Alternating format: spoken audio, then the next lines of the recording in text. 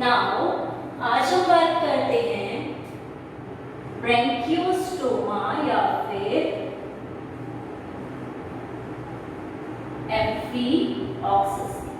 ठीक है, इसके दो नाम हैं। अलग अलग साइंटिस्ट ने इसे इनके कैरेक्टर, इनके लक्षण के हिसाब से वो अलग अलग नाम दिए। सबसे पहली बात, ये जंतु कैसे हैं? कॉर्डेट जंतु हैं और इनके अंदर कॉर्डेट के लक्षण जो होते हैं वो जीवन पर्यंत तक, लाइफ टाइम तक कॉर्डेट के स्ट्रक्चर्स, कॉर्डेट के कैरेक्टर्स उपस्थित रहते हैं। और ये जंतु बिल में रहते हैं, बिलकारी होते हैं। और कॉर्डेट्स में इन्हें इसलिए रखा गया है क्योंकि इनमें कॉर्डेट के लक्षण, कॉर्डेट के कैरेक्टर्स उपस्थित रहते हैं। जैसे कि नोटोकॉर्ड इनमें प्रेजेंट रहती है, गिल स्लिट्स इनमें उपस्थित रहते हैं। ठीक है, तो ये जो भी कॉर्डेट्स के लक्षण हैं इनके अंदर उपस्थित रहते हैं।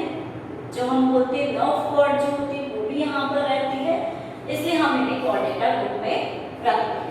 अब सबसे पहले अगर हम इनकी क्लासिफिकेशन की बात करें कि इन्हें हम कैसे क्लासिफाई करें, तो इनका किंगडम जो होगा वो होता है एनिमेलिया, क्योंकि ये एनिमल कैटेगरी को बिलोंग करते हैं, इसलिए इनका किंगडम एनिमेलिया। नेक्स्ट हम फाइलम की बात करेंगे।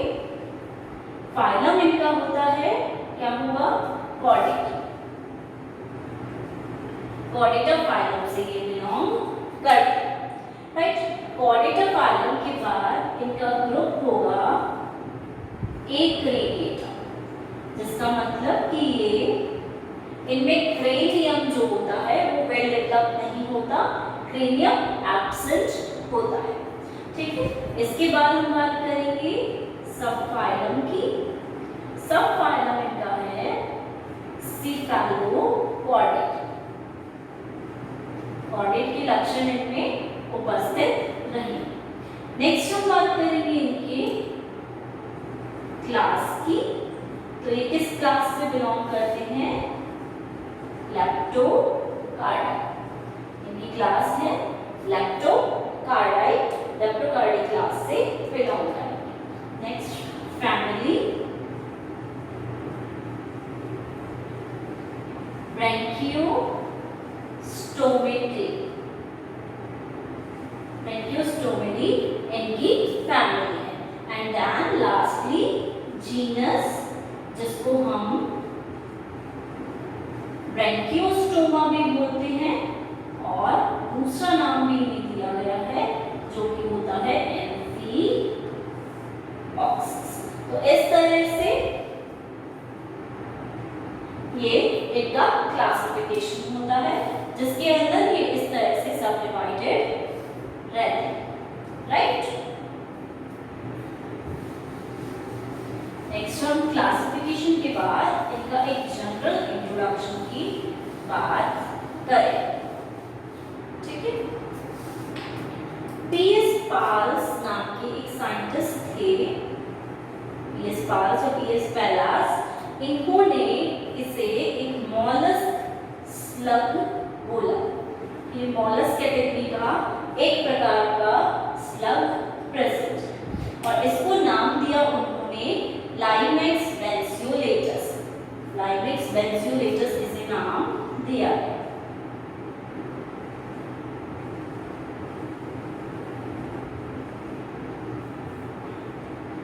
राइट, इस तरह का नाम उन्होंने दिया और मॉलस्क स्लग की कैटेगरी में से प्लेस किया। नेक्स्ट साइंटिस्ट आए विलियम येयर। राइट, विलियम येयर ने लैंसियोलेटस नाम दिया, जिसके बेसिस पर इसका नाम लैंसियोलेट भी पड़ सकता है। ठीक है, या लैंसियोलेट। और लास्ट एक साइंटिस्ट आए ओजी कोस्टा। उन्होंने इसे नाम दिया ब्रैंकियोस्टोमा। ठीक है, और इसे बाद में लैंसियोलेट के नाम से भी जाने लगा। राइट, अब अगर नॉर्मली हम बात करते हैं तो ब्रैंकियोस्टोमा का मतलब हुआ कि गिल जो है वो मुख के साथ प्रेजेंट है, मतलब गिल मुख हम बोल सकते हैं। ब्रैंकियल मतलब होता है गिल एंड स्टोमा मतलब होता है मुख, ठीक है, माउथ की जो हम बात करते हैं। इसलिए उस बेसिस पर इन्हें ब्रैंकियोस्टोमा कहा गया। लैंसलेट क्योंकि इनकी आकृति भालेनुमा थी, छोटा भाला होता है लैंसलेट, तो उसकी जैसी आकृति थी इसलिए इन्हें नाम लैंसलेट दिया। लैंसियोलेटस क्योंकि इनमें दो प्रकार की धारियां उपस्थित थी तो उस बेसिस पर इनको नाम दिया गया लैंसियोलेटस। तो अलग अलग साइंटिस्ट ने इनको अलग अलग नाम दिए और लास्ट में ये ब्रैंकियोस्टोमा, एम्फिओक्सिस और लैंसलेट तीन नामों से जाना लगा, ठीक है। नेक्स्ट हम बात करेंगे इसकी डिफरेंट स्पीशीज कि इसकी विभिन्न स्पीशीज जो होती हैं वो यहाँ प्रेजेंट रहती हैं, ठीक है। और हम बोलते हैं कि इनकी 9 स्पीशीज हमें देखने को मिली, ठीक है। 9 स्पीशीज में से हम मोस्टली 4 स्पीशीज का ही नेम लेंगे, जिसमें सबसे पहले आता है ब्रैंकियोस्टोमा इंडिका, ठीक है। नाम से ही हमें यहाँ पर पता चल रहा है कि ये वाली जो स्पीशीज है ये इंडिया की स्पीशीज है। नेक्स्ट हम बात करेंगे सेकेंड स्पीशीज की जो आती है ब्रैंकियोस्टोमा पेलेजिका। अब क्योंकि IUPAC के अकॉर्डिंगली हमें नाम लिखना है तो हमें जीनस का फर्स्ट जो लेटर है वो कैपिटल लिखेंगे, स्पीशीज का जो फर्स्ट लेटर है वो हम स्मॉल लेटर से यहाँ पर प्लेस करें। और एक और चीज कि इन दोनों को हमेशा हमें अंडरलाइन करना। अब हम थर्ड स्पीशीज की बात करेंगे तो थर्ड स्पीशीज है ब्रैंकियोस्टोमा सेरेबियम, राइट। एंड हम फोर्थ स्पीशीज की जब बात करेंगे तो फोर्थ स्पीशीज है ब्रैंकियोस्टोमा लैंसियोलेटा, राइट। इस तरह से हमारे पास 9 में से 4 स्पीशीज के नेम्स प्रेजेंट रहते हैं। Branchiostoma pelagicum, branchiostoma indicum, branchiostoma सेरेबियम एंड ब्रैंकियोस्टोमा लैंसियोलेटा। इस तरह से 4 स्पीशीज यहाँ प्रेजेंट रहेंगे।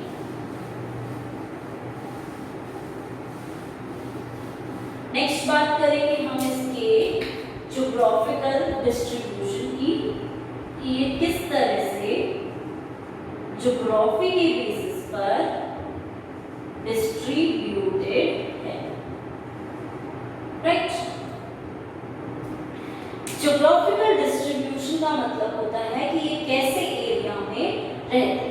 अब सबसे पहली अगर हमने बात की तो ये हम बोल रहे हैं कॉस्मोपॉलिटन स्पीशीज हैं, दैट मींस कि ये सर्वव्यापी हैं, हर जगह पर ये हमें विजिबल अवेलेबल दिखेंगी या मिल जाएंगी। कॉस्मोपॉलिटन का मतलब होता है कि हर तरह के टेम्परेचर में रह सकती हैं और सर्वव्यापी स्पीशीज हैं। इसी के साथ ये रहती हैं मैराइन वाटर में, सॉल्टी वाटर में, समुद्र में, समुद्री जल में ये रहेंगी, ठीक है। मैराइन वाटर में इनकी प्रेजेंस देखी जाती है। वहीं अगर हम इसकी बात करें ज्योग्राफिकल डिस्ट्रीब्यूशन में तो ये इंडिया, जापान, चाइना बहुत इजीली यहाँ पर इन कंट्रीज में इजीली अवेलेबल रहते हैं। वहीं प्रशांत महासागर में बात करते हैं तो वहाँ पे भी इनकी स्पीशीज अवेलेबल है। और क्योंकि जापान, चाइना में इनका नंबर, इनकी संख्या बहुत ज़्यादा देखने को मिलती है, बहुत ज़्यादा जल्दी ये रिप्रोड्यूस करते हैं, इजीली रिप्रोड्यूस करते हैं, इसलिए वहाँ पर हम बोलते हैं कि ये एज अ फूड भी प्रेफर कर लिए जाते हैं। फूड की तरह, भोज्य पदार्थ की तरह भी इन्हें यूज में लिया जा सकता है। तो ये है हमारे ज्योग्राफिकल डिस्ट्रीब्यूशन की बात कि किस तरह से वो नेक्स्ट हम बात करेंगे इनके हैबिट एंड हैबिटाट।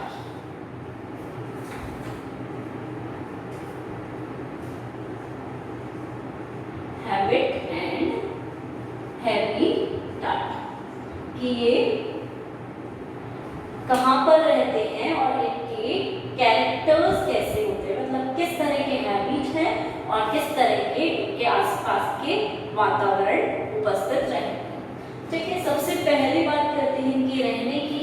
तो ये मैराइन वाटर में, समुद्र में रहते हैं, सी वाटर में रहेंगे, वो भी शैलो वाटर्स में, छिछले किनारे जो होते हैं उनमें ये रहते हैं। ठीक है, मोस्टली ये जो होते हैं ऑर्गेनिजम्स सैंडी बॉटम्स या रॉकी बॉटम्स में रहते हैं, पर जहाँ पर मिट्टी नुमा नीचे बेस होता है, सैंडी बॉटम्स होते हैं जहाँ पर सैंड या मिट्टी के कण उपस्थित रहते हैं, वहाँ पर ये रहेंगे। और ये जीव फ्री फ्लोटिंग होते हैं। ठीक है, फ्रीली फ्लोट कर सकते हैं, मुक्त जीवी हैं, आसानी से कहीं पे भी तैर सकते हैं, तैरने योग्य, इनमें फिन्स डेवलप्ड होते हैं। ठीक है, फ्रीली फ्लोटिंग, आराम से आसानी से तैर सकते हैं।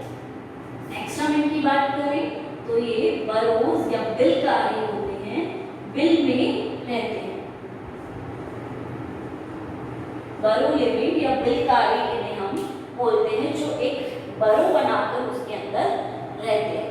ठीक है, अब बरो कहाँ बन सकती है? सैंडी बॉटम्स में, जहाँ रेतीले बॉटम होंगे, रेतीली जगह पर ही एक बिल बन सकता है, इसलिए उस बिल के अंदर ये इजीली वहां पर रह सकते हैं। और बिल में जब ये रहेंगे तो उन बिल में ये अपना मोस्ट ऑफ द बॉडी का पोर्शन अंदर ले जाते हैं, सिर्फ उनका ऊपर का जो मुख वाला पोर्शन होता है, माउथ वाला पोर्शन होता है, वो ही मोस्टली विजिबल रहता है।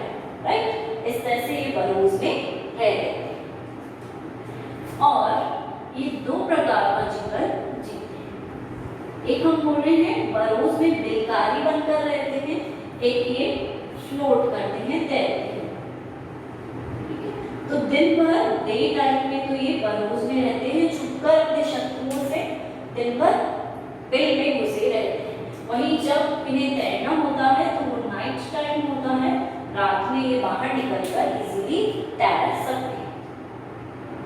ठीक है, अब इनकी हैबिटाट की बात कर ली हमने, अब हम इनके हैबिट की बात करते हैं। सीलियरी फीडर्स होते हैं।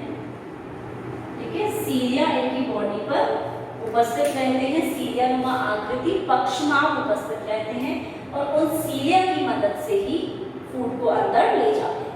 मतलब फूड जो है वो जल धारा के साथ ही अंदर जाता है और अंदर जाने के साथ साथ ये फूड में क्या प्रेफर करते हैं? जो डाइटम्स होते हैं, डेस्मिड्स,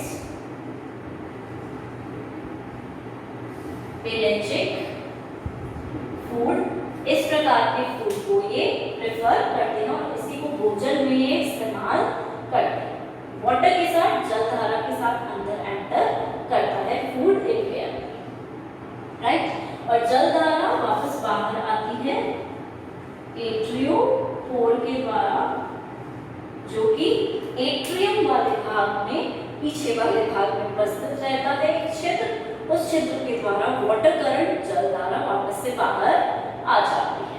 राइट, अगर हम इनकी बात करें डेवलपमेंट की, तो ये डेवलपमेंट अपरोक्ष प्रकार का करते हैं, इनडायरेक्ट टाइप का डेवलपमेंट करते हैं।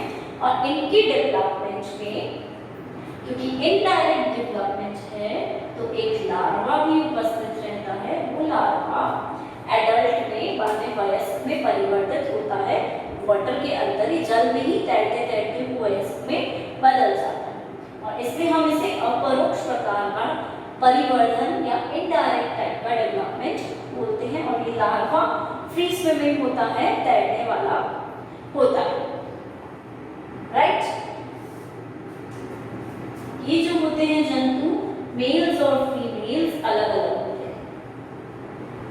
ठीक है, मेल्स अलग होंगे, फीमेल्स अलग होंगे। ये हर्मेफ्रोडाइट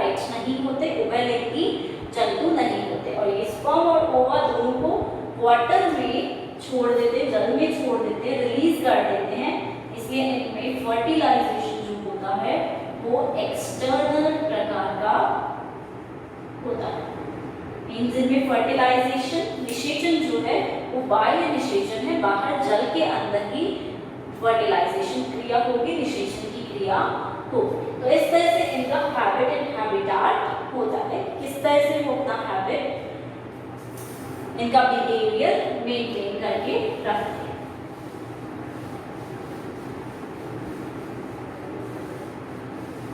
राइट।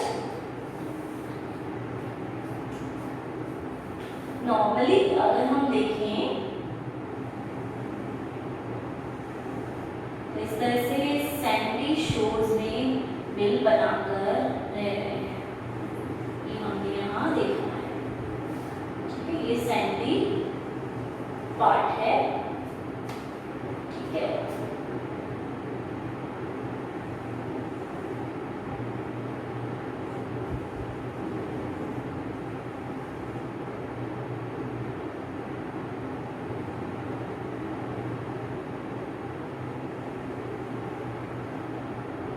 इसे बोलते हैं ओरल सिराई, ये है ओरल वुड।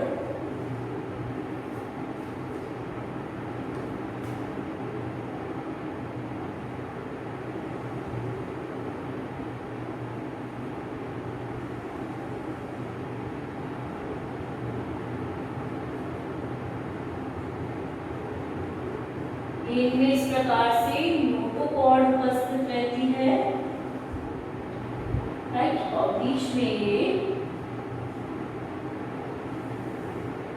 मायोडोम्स जैसी संरचनाएं रहती हैं।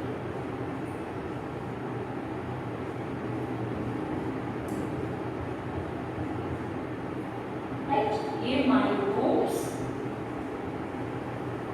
यहाँ पर इस प्रकार से इनमें व्यवस्थित रहते हैं। रोस्ट्रम के भाग की अगर हम बात कर रहे हैं तो ये जो रोस्ट्रम भाग है ये यहाँ पर इसी तरह से व्यवस्थित रहेगा और ऊपर की तरफ प्रेजेंट रहता है।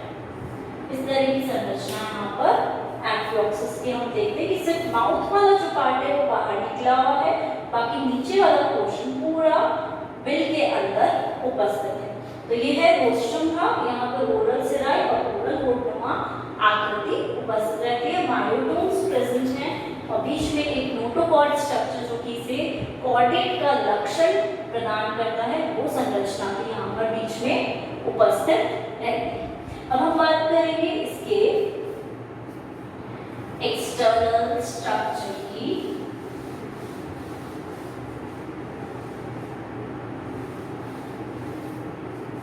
ब्रैंकियोस्टोमा की बाहरी संरचना किस प्रकार होती है? बाह्य संरचना,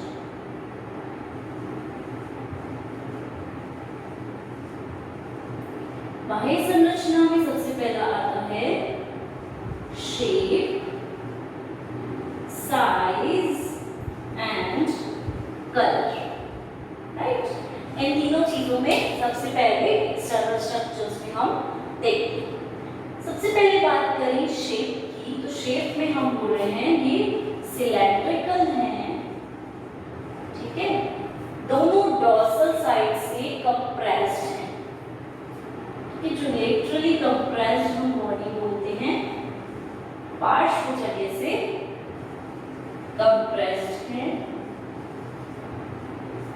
फिशनुमा आकृति में उपस्थित है। लेटरली कंप्रेस्ड, बिल्कुल सिलेंड्रिकल और फिशनुमा आकृति प्रदान करते हैं। इसी के साथ लैंसलेट भी इन्हें बोलते, मतलब भालेनुमा इनकी आकृति उपस्थित है। और भालेनुमा आकृति का मतलब ये हुआ कि ये दोनों साइड्स, चाहे एंटीरियर एंड हो चाहे पोस्टीरियर, अग्रभाग हो चाहे पश्च भाग हो, दोनों तरफ से नुकीले होते हैं, पॉइंटेड होते हैं, जिसमें जो पोस्टीरियर भाग होता है, पश्च भाग होता है, वो ज्यादा नुकीला, ज्यादा पॉइंटेड रहता है। इसके पीछे रीजन है कि इस भाग के कारण, इस नुकीलेपन के कारण वो अपना बिल खोद पाते हैं, बिल में रह पाते हैं। बिल खोदेंगे किससे? पॉइंटेड पार्ट से, इसलिए हम इन्हें लैंडस्लेट जैसे स्ट्रक्चर्स बोलते हैं। नाउ नेक्स्ट हम बात करेंगे इनके साइज की। तो साइज में ये 5 से 8 सेंटीमीटर तक लॉन्ग हो सकते हैं, ठीक है, इतने लंबे ये हो सकते हैं। नेक्स्ट हम कलर की बात करेंगे। तो कलर व्हाइट कलर के होते हैं, ठीक है, और परभासी होते हैं, राइट। तो ये है इनका शेप, साइज एंड कलर, ठीक है। एक्सटर्नल स्ट्रक्चर में बात कर रहे होंगे, बाह्य संरचना जो है उसकी हम यहाँ पर बात कर रहे थे। अब हम इसकी बॉडी को एक बार देख लेते हैं।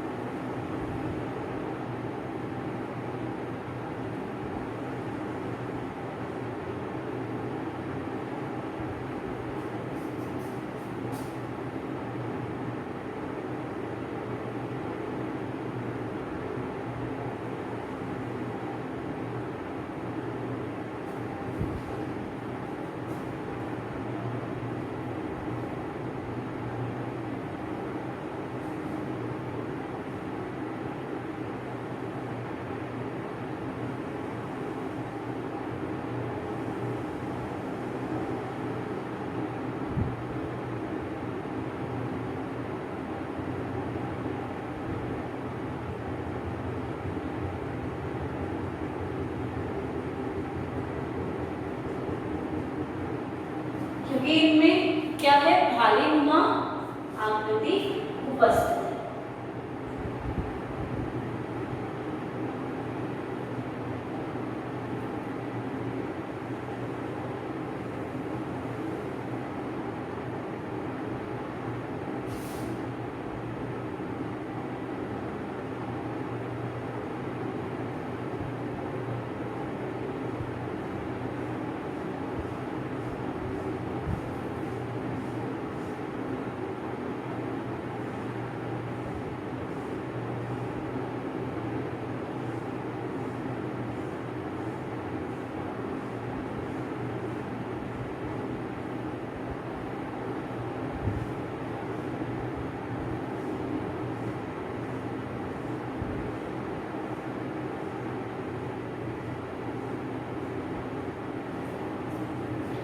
राइट, यहाँ पर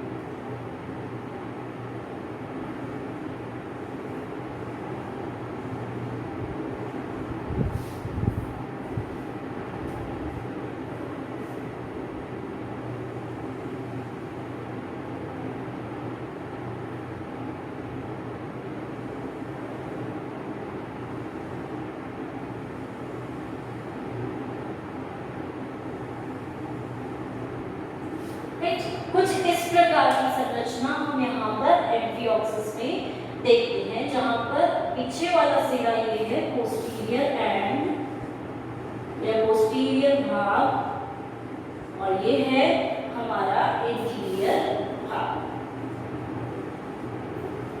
ठीक है, इंटीरियर पार्ट या इंटीरियर पोर्शन। यहाँ पर ये ओरल सिराए उपस्थित रहते हैं।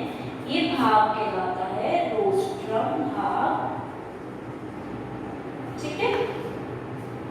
यहाँ पर ये गोनाड्स प्रेजेंट हैं, जनन अंग उपस्थित रहते हैं। ये जो है ये मायोडोम्स हैं, मायोडोम्स जैसी संरचनाएं हैं, और इन्हीं के साथ जो मायोटोम्स को डिवाइड कर रहे हैं उनको हम बोल रहे हैं मायोसाइट। मींस इनको बाइसेक्ट कर रहे हैं, डिवाइड कर रहे हैं। इसी के साथ यहाँ पे एनस उपस्थित है, एनल कोड, ये है एट्रियोकोड जो कि बाहर की तरफ खुलेगा और वाटर करंट यहीं से ही बाहर आएगा। यहाँ पर नोटोकॉर्ड भी उपस्थित रहेगी। ठीक है, अब हम बात करते हैं तो यहाँ पर ये डॉर्सल भाग है, ये वाला भाग वेंट्रल भाग। तो यहाँ पर डॉर्सल फिन रे बॉक्स उपस्थित रहता है और वहीं नीचे की तरफ यहाँ वेंट्रल फिन रे बॉक्स उपस्थित रहते हैं जो वेंट्रल फिन्स को बनाते हैं और इधर ऊपर की तरफ डॉर्सल फिन्स को बनाते हैं। तो ये हमने देखा एंटीरियर पोस्टीरियर भाग, डॉर्सल पार्ट, वेंट्रल भाग। एक और चीज जो हमें यहाँ देखने को मिल रही है वो ये है कि डॉर्सल भाग बिल्कुल स्ट्रेट है, बिल्कुल सिंगल है, वहीं वेंट्रल भाग जो है वो दो पार्ट्स में डिवाइड है। एक कोड यहाँ पे है, एक एनस कोड पीछे है और ये फिन्स जो है वेंट्रल फिन्स वो पूरी बॉडी को कवर नहीं करते हैं, वो सिर्फ नीचे पीछे की साइड एक छोटे से पोर्शन को ही कवर यहाँ पर करें। तो इस तरह से हम एक्सटर्नल स्ट्रक्चर की यहाँ पर बात करते हैं। तो ये एक्सटर्नल स्ट्रक्चर उपस्थित रहता है। ठीक है, इसको हम बोल सकते हैं ये एम्फीओक्सिस का स्ट्रक्चर है। ठीक है, नाउ बात करेंगे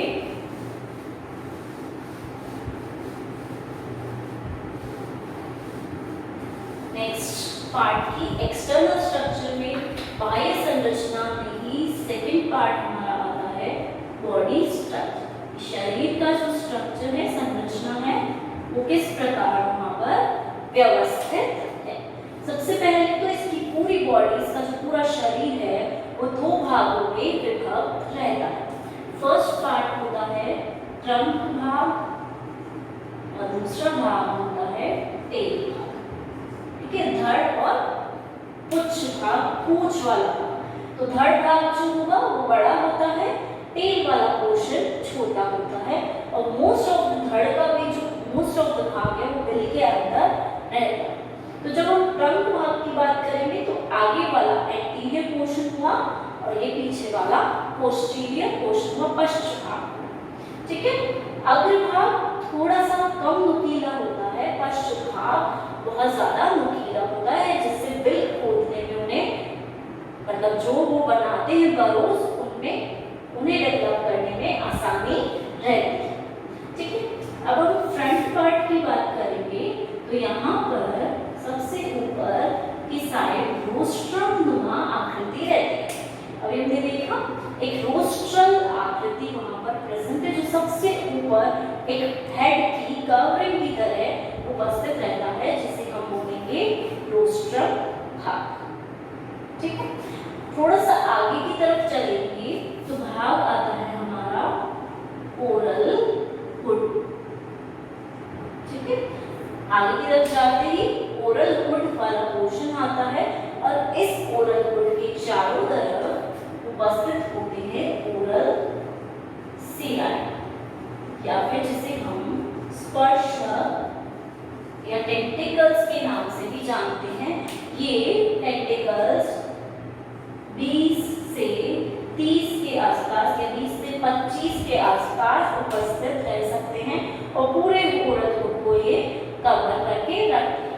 इन टेंटिकल्स में पक्षमार्क सीलिया भी उपस्थित रह सकते हैं, जिसकी वजह से, जिसकी मदद से भोजन अंदर जा सके जलधारा के साथ। ठीक है, नेक्स्ट अब हम रोस्ट्रम से आगे बढ़ते हैं तो हमारे पास आगे रीजन आता है वेस्टिब्यूल, जिसे हम मुख कैविटी भी बोलते हैं या ओरल कैविटी के नाम से भी जानते हैं। वेस्टिब्यूल नामक संरचना वहां पर आएगी जो कि एक सिलेंड्रिकल फनल शेप स्ट्रक्चर की तरह प्रेजेंट होती है। अब अगर हम इससे आगे जाएंगे वेस्टिब्यूल से तो व्हीलम नुमा आकृति यहाँ पर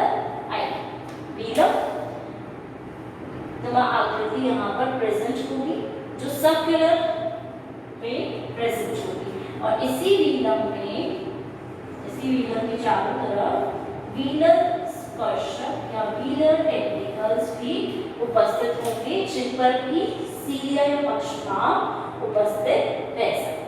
दैट मीन्स वीलर, ठीक है। ओरल वुड से ओरल सिराई इसके चारों तरफ कवर हो रहे हैं। फिर नॉस्ट्रम से आगे जाएंगे, वेस्टिब्यूल नामक पोर्शन है, वेस्टिब्यूल से वीलम आगे खुलता है, जिसके चारों तरफ वीलर टेंटिकल्स, क्योंकि वीलम में प्रेजेंट है इसलिए नहीं हम वीलर टेंटिकल्स या वीलर स्पर्शक के नाम से भी जानते हैं। अब जब हम वीलम की बात करेंगे, वीलम के बीच में एक ओपनिंग होती है, उस ओपनिंग को हम बोलते हैं एंटेरोस्टोम, ठीक है, आंत्रीय मुख, ठीक है, जहां से आगे जाकर आंत्र या इंटेस्टाइन खुलेगी। तो इस तरह से वो ओपनिंग बीच वाली कहलाती है एंटेरोस्टोम। एंटेरो मीन्स आंत्र या इंटेस्टाइन, स्टोम मीन्स माउथ या मुख, इसलिए आंत्रीय मुख हम इसे बोलते हैं। तो इस तरह से बॉडी स्ट्रक्चर दो भाग में डिवाइडेड है, ट्रंक एंड टेल। धड़ वाला रीजन आगे वाला होगा, रोस्ट्रम, रोस्ट्रम के बाद ओरल वुड, ओरल वुड के चारों तरफ स्पर्शक ओरल सिराई 20 से 30 नंबर में हो सकते हैं। देन वेस्टिब्यूल, वीलम, वीलम के चारों तरफ वीलर टेंटिकल्स और लास्ट में होगा है एंटेरोस्टोम। वही टेल वाले रीजन में एनस भी उपस्थित है और एनस के साथ साथ एट्रियोपोड भी उपस्थित है, जिसके द्वारा वाटर करंट या वाटर बाहर जाएगा, जलधारा बाहर की ओर निकल जाएगी जब हीटेड नहीं होगी बॉडी को, ठीक है। इससे एंटर करेगी ओरल वुड के द्वारा और यहाँ से वाटर बाहर प्रेजेंट होगा। अब हम जो माउथ की बात करते हैं, माउथ बिल्कुल स्ट्रेट आगे की तरफ उपस्थित नहीं है, थोड़ा सा वेंट्रल रीजन की तरफ, वेंट्रल साइड में ओरल सिराई उपस्थित है, वहां पर माउथ वेंट्रल भाग में उपस्थित रहता है। तो ये है शरीर की संरचना ब्रैंकियोस्टोमा या एम्फियोक्सिस की।